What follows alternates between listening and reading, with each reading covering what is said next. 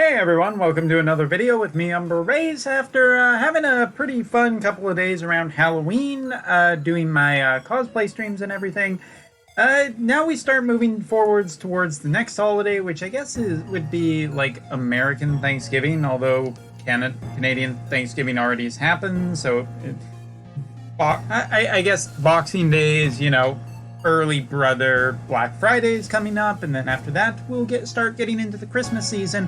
And of course, we are now in the month of November, which lots of things are happening in the month of November. Death Stranding's coming out. BlizzCon is this weekend, which I want to talk about, but in an entirely different video. So please keep that out of the comments for now, or talk to me on my stream about it when I'm live streaming on Twitch, because I think it's a really interesting discussion point. But that's not what this video is about. This is for all the global players as well as the JP players out there. You may have noticed something happening with JP recently, and that is, I kind of got segued away from other stuff that was happening in November. Obviously, War of the Visions. Okay, anyway, moving on. I want to talk about the death of the Step Up, which seems to be a very real thing. Now, it hasn't really been confirmed. Alum could bring it back at any time. But it seems like Alum has kind of shifted away from the Step Up over the course of the 4th anniversary. And as a bonus for this video, right now, I will basically tell you what I thought of the 4th anniversary on the JP side for all the global players who are, looking forward to their 4th anniversary. Gotta say that JP's 4th anniversary was basically, it's a little bit like a piece of bread, and you have some jam. And obviously, nobody's necessarily wanting just the bread. If you have that jam, you're probably wanting to spread it across real nicely. Well, imagine you just have way too little. That's kind of the way I would describe the 4th anniversary. Obviously, the 3rd anniversary they went crazy with, and, by comparison, obviously, the fact that you have to compare the 4th anniversary to the 3rd anniversary, it's just not that good. Basically, everything's way too spread out. It doesn't feel that great, and that's kind of the way I feel about the 4th anniversary. But continuing on, let's talk about the Step Up banner, because recently there has been the Summon crossover units, which are basically old characters combined with a summon. Some of them, such as Odin with Reagan, as well as Ashura combined with Axstar, have become basically the most powerful DPSs in the game, with great elemental options, as well as really nice rotations in their kits and everything like that. So that is fantastic. But that banner as well, yes, yeah, let's go there. Those banners basically combined with the Final Fantasy VII Advent Children banner, which has just started in JP, has seen something missing, and maybe you can tell exactly what it is.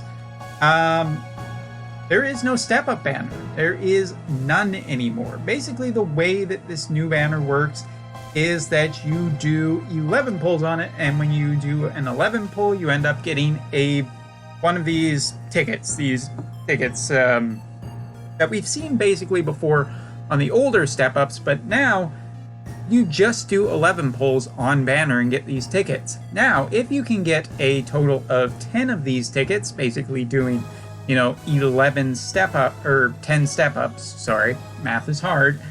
If you do 10 step-ups, you can use 10 of those tickets to basically get either one of the random 5-star units that are featured on the banner. In this case, either Tifa or Cloud. And it's random, you're not allowed to choose. To choose, you actually need to use a total of 30 of these tickets. Now, keep in mind that each 11 pull is basically 5,000 lapis. Now, if we were to take that real quick and just go, whoops, that's 111, just times it out, you're looking at about 50,000 lapis for a random pull. And obviously over the course of 11, or 10, 11 pulls, there's a fairly good chance that you're going to at least get some rainbows. Maybe the on-banner one, maybe if you're unlucky, you won't get the on-banner. Again, when it comes to a wide sampling size, you see people who get it and people who don't. You see people who get 5 rainbows and 5 tickets, very rarely, but it does still happen. And then sometimes you see people not getting rainbows in like 11 step-ups, even with a 7% ratio. So how much does, like if you times it out, the 30 times 5,000 lapis apiece, you're looking at 150,000 lapis to get a guaranteed unit. It should be noted though as well that I will make a slight amendment to this.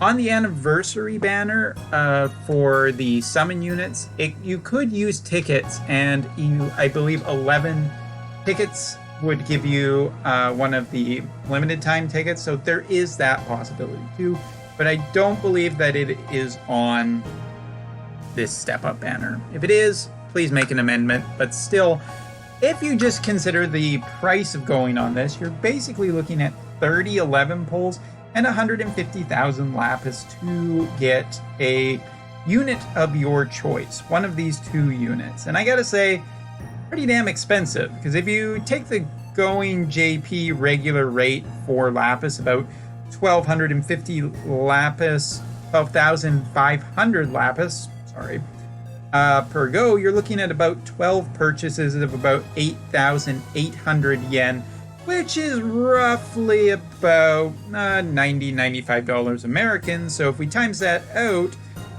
you're basically looking at a guaranteed unit now guaranteed one of these best units costing at about $1,000. And I've always criticized Brave XPS, for the cost of these units that come out on a fairly regular basis. I gotta say, this guarantee is above and beyond, like, unreasonably expensive for, like, just a character. And a character recently on the JP side that feels like it feels like the power creep is starting to go again on the JP side. Yes, one of the most powerful characters still is Madame from the Madame's Mansion side quest that is in Brave Exvius. But Odin Reagan as well as Ashura Akstar, both of those units have become, are just really, really powerful. And on the magic side, you have Soul, so there is just some really, really powerful DPS that is starting to pop up. And it does feel like the power creep is starting to go with just so many DPSs. Obviously, you don't need to go on everyone, but I still feel like these characters are just way too expensive. Again, to consider the other side, Alum is giving out Prisms lately, too. Since I believe Final Fantasy XI and the Summon Banner units, and now the Advent Children banner, all of them have given away the Prism to unlock the 7-star. I think this is a really, really good strategy by Alum, because for one thing, it's felt way too bad for way too long. Just the idea of, man, I'm really excited to get Advent Children crowd. Look at that animation. It's so cool. He's flipping on his bike. He's putting on shades. He gives literally 0 fucks. But, I only got 1 copy of him with my resources, and now I'm fucked because he's just, set it's 7-star or nothing kind of thing. That is the mentality of the game. Except for the 4-star and 3-star base unit challenges, but that doesn't really matter here. Point is, for the main part of the game, you want powerful units, and giving the prisms away is a nice thing. And again, let's just flop back over to the negative side, because one thing to note is the fact that even though there is a high rainbow rate on this banner, it's not as good as it sounds. The featured is only 2% on this one, 1% for both Tifa and Cloud, respectively. And somehow we have got the way that I kind of want to bring this back to is just the idea that there's a couple of big crossroads here. Currently going into its 5th year, Alum has said that they plan to make changes to the game in a live letter, basically, that was posted in-game. And what those changes are vague and ominous given how the last year went. With hidden banners, in some cases incredibly expensive banners such as the Final or Dragon Quest XI banners, yet still some pretty decent banners too. And not an overly big power creep. So this coming year could be either really good or really bad. I don't know. It's really hard to say given Alum's patterns, but the fact that they do want to that they are talking about like possibly really big changes to the game or anything like that, and the step-up banner is going away, something which gave just some really nice guaranteed rewards for a long time. I'm not saying that the step-up banner was perfect, but if you were spending money on the game, you could have done a hell of a lot worse at times. I mean, there were guaranteed rainbows. Here you're just doing 11 pulls and hoping that RNG goes in your favor. But it does feel like Brave Exvius has actually regressed for quite a bit far back, almost to the point of where the 7-star started. But some people have said that, and I would say that the game on the JP side seems to be regressing even further to that, to the time before there were step-up banners, and all you were left to do was just 11 pulls. In the game, there are still, like, an 11 pull is still 5,000 Lapis, and the price of Lapis has not changed over many years. And I would say to a certain point, the quality of the game has not exactly improved, but that might be a talking point for another time. So global players, this week, in the previous week or previous 2 weeks, I can't remember exactly when the news broke, it was announced that King Rain will be, I don't really want to correct everybody on global, but the correct name for him is Chair Rain. Chair Rain coming to global, early. He's probably going to get power crept from what he was on the JP side, so he's more in line with global. Otherwise, no one's going to give two craps about him. But he is one of the first fast units to come to global. And global players, while Gummy has gone on record saying, hey, we're not going to do the same thing, global is a different game and all of that, I do want to just highlight one major point that seems to be in all of the language of Gummy, and that language basically states that global is a different game. Not a better game, a different game. And different is like a term when people say to you, oh yeah, well, you see somebody, you want to show them something, and they say, oh yeah, that's interesting, or that's different. That language basically indicates that they potentially, oh yeah, it's maybe not my thing, but I'm glad you like it, or maybe something like, oh yeah, it'll be different. Not better, but different. And to that extent, I am curious to see what global is going to do for fest units. It's been a thing that has been long hinted at, but never expressly said exactly what they intend to do as a company to make it more fair or less fair. I think I've heard something that the fact that they're supposed to maybe fest units will be UOC-able, but there'll be a higher number of UOCs. I've talked about that is okay. But what the banners will look like, how expensive they'll be, how feasible it is for people to get these units.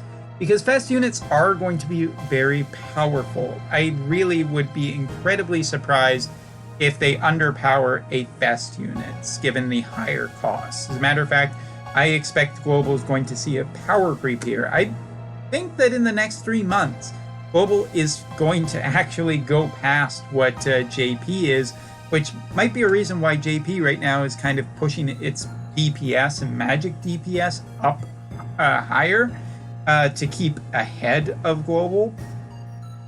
Power creep, who knows? Maybe it is getting out of control. But yeah, this is something to look for, I guess, in the future for global too, because if the step-up banner is leaving JP, I could see it leaving global too at some point. And this new system that JP has going right now feels like a regression. It does not feel like a step forward. It feels like a step backwards, especially because the rates for, on-featured banner units is just not that great in its 5th year of the game.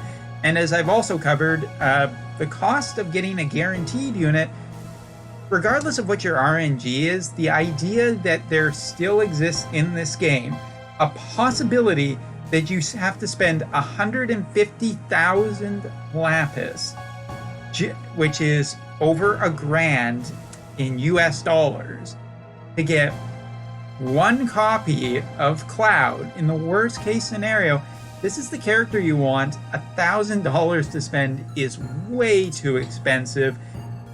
And I just can't believe that there are people who complain about the fact that, you know, there are games that come out with upgraded content, a fair amount of upgraded content, and yeah, it costs $80 Canadian or $60 American.